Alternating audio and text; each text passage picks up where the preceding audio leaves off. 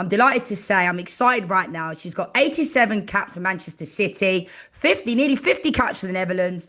Kerstin Casparij joining me live on the show. Kerstin, how are you doing? I am doing very well. 87 already for City. I know, Wow. I It means I know. can get 100 this year if things go well. I think you will. You're getting closer. I mean, have you had a break? The summer's been crazy. We know you were away at the Euros, but what's it been like since post Euros? Did you get a break? What's it been like? Yeah, we definitely got a break. Everybody got a good 2 weeks off. Obviously, we needed some rest and recovery. Some mental recovery as well. Obviously, we unfortunately did not do very well. But no, 2 weeks off, went on a nice little holiday, ate some nice food, had a cheeky drink here and there. And then after 2 weeks, it was back in with the girls, and it's been great. So I'm very excited to finally start. I'm over preseason now. I just wanna get going. Yeah, because I wanted to touch upon that because, like, when I was playing, I only retired like 6 years ago. But it's like whenever you go on vacation, on holiday, you're always thinking, I don't know if you do this, you're looking at a hill, which way you do hill sprints. You never really kind of mentally switch off because gone are the No. days where you take loads of time off because you're still doing like bike work, aren't you, when you're away on holiday? Like, talk to me a little bit about how the game has changed over the years. Yeah, I mean, luckily this year we were actually able to take the 2 weeks off completely, and obviously that changes for per person. So some people that have been injured at the end of last season, they maybe had to do some more work than others. Because I played so much over the course of last season, they said to me, "Girl, have 2 weeks completely off." To which I first thought, that is fabulous, that's amazing. And after a week, you're kind of like itching to get back, which is when Yeah. you're so happy you finally get a break, and after a week, you're over it. So it's a bit silly. But usually we do some stuff, and especially around Christmas when you just do not have the time to have a long preseason. Yeah, you've got time off, but you're still running every other day. So I would say City is quite good at looking what every individual needs, and I had loads of time. I had a month of preseason, so I didn't need to do loads of my holiday. So that was quite good this year, to be fair. I want to talk about last season with City because beginning of the season, like you guys looked like you were absolutely flying. Then came the injuries. Like, what have been your main takes from last season and reflecting on the season last year? I mean, yeah, like you said, we were flying. I think we were in a really great spot around the Christmas break. And then, second half of this season comes, and we obviously get quite a few injuries, and not just, injuries, like obviously Alex Green was out, Lauren Hemp, Bunny Shaw, like these are big names. And in the system we were playing at the time as well, very important people, and that we didn't necessarily have like for like um subs for, maybe. So obviously the main aim this year is keep everybody fit and healthy, which, not being in Champions League, only having one game a week should be reasonable and should be fine. Um but yeah, no, I think that is the main aim, keeping everybody fit, keeping everybody fresh, making sure everybody's at their A game. And yeah, if we manage to do that, I'm very excited for this year. Yeah, I mean, a lot of teams have injuries, but you guys had a lot, didn't you? Even Viv Yeah. Miedemar as well. Now, coming up, first game of this season, you're starting with the best team in the league, Chelsea. Like, do you think that's a positive thing? Like, would you rather have a few games to kind of get into it? Or does it kind of add fuel to the fire that they are the best team and you're starting off with a bang? I mean, yeah, at some point it's nice to start off against Chelsea in one way. On the other hand, playing away again. I think this is the fourth year in a row we're playing away. A big game. But yeah, no, see how we are and see where we're at as well as a team. Obviously, a new manager coming in, quite a few new players coming in. Things have changed quite a bit for us. Which can be really good. So I'm just very excited and keen to see where we are at, and to be able to measure that with Chelsea, who you would say arguably could be or are the best team in the league. Um, yeah, it'll be good to see where we're at. But yeah, it's Well, exciting. you're very familiar with playing against them. I mean, there was times last year when Nick Cushing was your coach, you had four back-to-back games against them. And what I Yeah, liked about it is every single game was completely different. There was no game that yeah. was the same, wasn't there? So you guys know each other like the back of your hand. I want to touch upon your new coach. You kind of mentioned him there, Andre Eglerts. Like, for those that are not familiar, he was the Danish coach at the Euros. Like, what has he brought to the team in a short space of time that's been a positive thing? I think a lot of freedom is what he's brought into the team. I think the players that we have, especially in our attacking positions, with the like of Vivian, Bunny, Carolyn, Hempo, Jesse Park, just to name a few. are players that are so incredibly creative and just need to have that drive forward. And I think the big thing that he's brought in is how do we get them in the perfect positions and how can we, just let them do their thing and play on their instincts. And yeah, obviously there are quite a few other changes, but I'm not going to touch upon too much yet. You'll see that against Chelsea. But yeah, I think that's one of the things he brought in.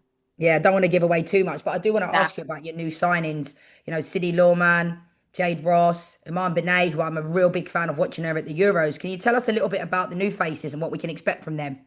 I mean, I think we did very well. I think they're all quality. Obviously with Iman and Jade, even being like early 20s, late teens, early 20s, I think very exciting players. I think with Sydney, we get quite a lot of experience already for a relatively young age as well. So yeah, no, they've been looking really good in pre-season. I think they're fantastic players.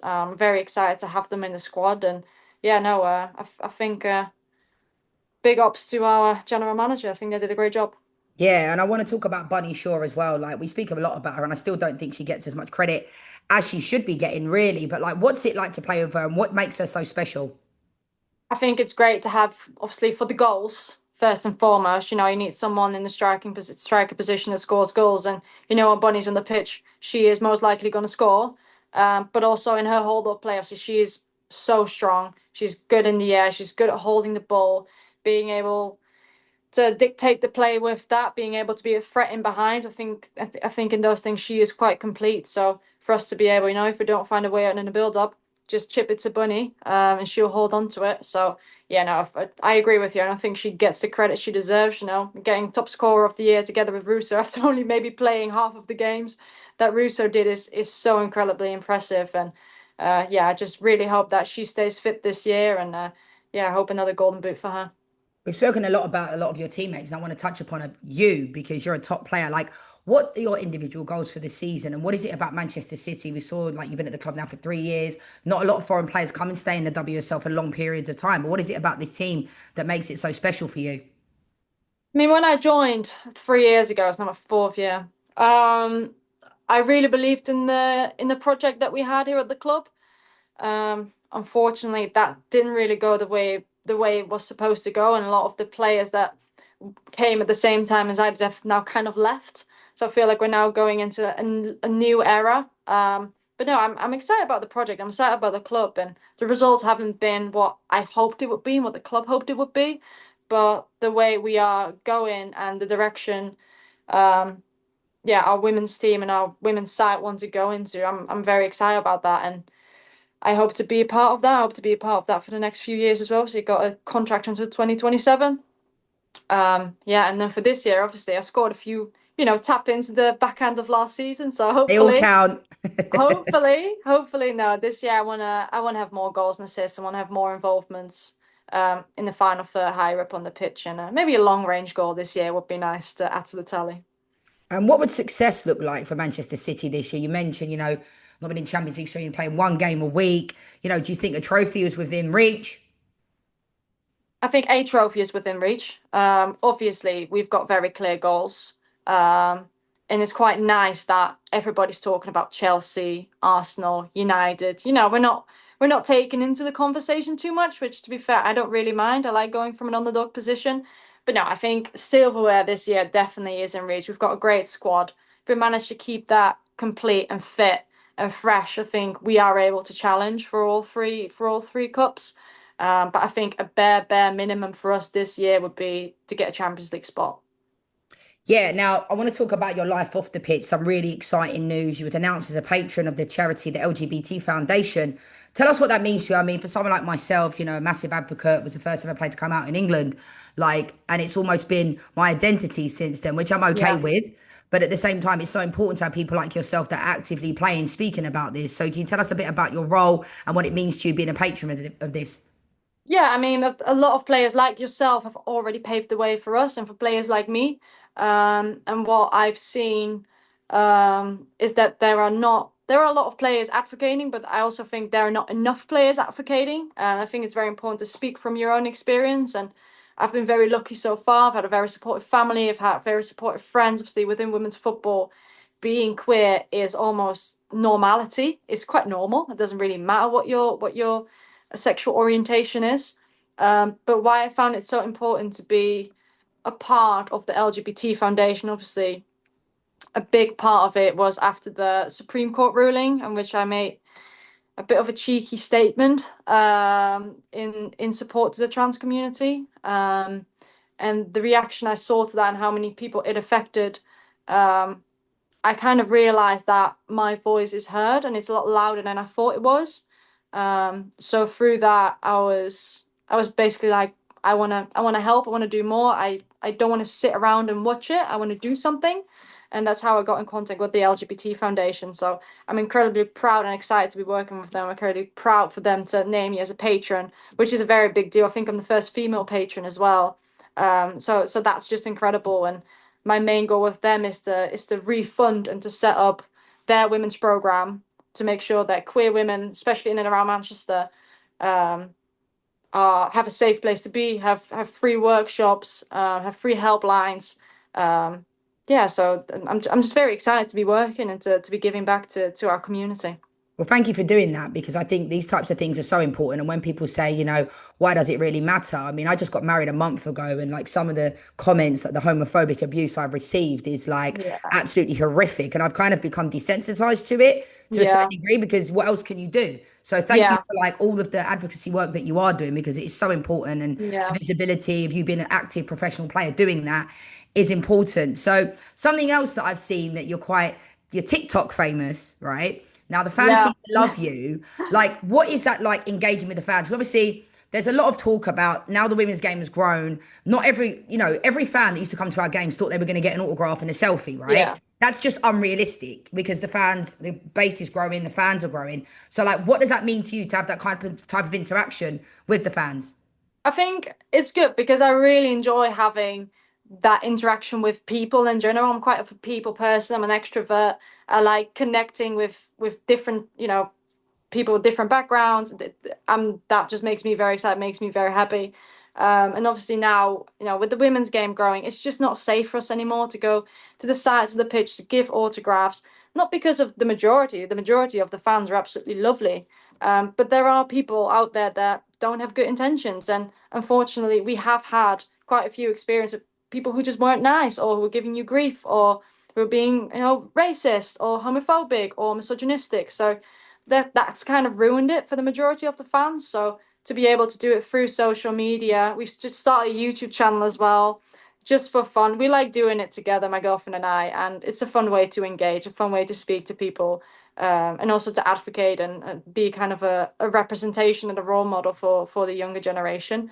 But yeah, it also has its downsides, like you said. You get you and your wife getting a lot of grief online.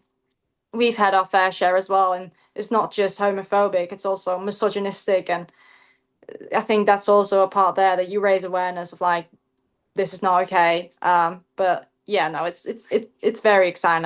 I just like it. I just like having the interaction. Yeah, it's brilliant. And I think it's so important that you can tell from your personality, you love life and you're bubbly and you've got that kind of charisma about you. Now, something I just want to finish off with, you mentioned there earlier, you want to score a long range goal. If you do that this season, can we be the first to know what type of celebration you have in your locker? Or were you like me, you'd plan a celebration and then you kind of get like, I'd run with my chicken, like a chicken with the head cut off and run faster when I scored than when I was Yeah. on the pitch? Yeah, no, honestly, to be fair, because I don't score often, it's very unpredictable as to what I'm going to do because I don't even know. But I have been practicing some fun celebration with Carolyn. And obviously, she's got the Brazilian flair, and I don't. But I'll definitely try to come up with a good celebration. So I haven't decided just yet, but when I do, I'll definitely let you know. Amazing. Well, Kirsten, thank you so much for joining me. Congratulations on your patron work you're doing for the LGBT community. Good luck this weekend. Big game coming up. Thanks so much for joining me. Thank you so much, Leanne.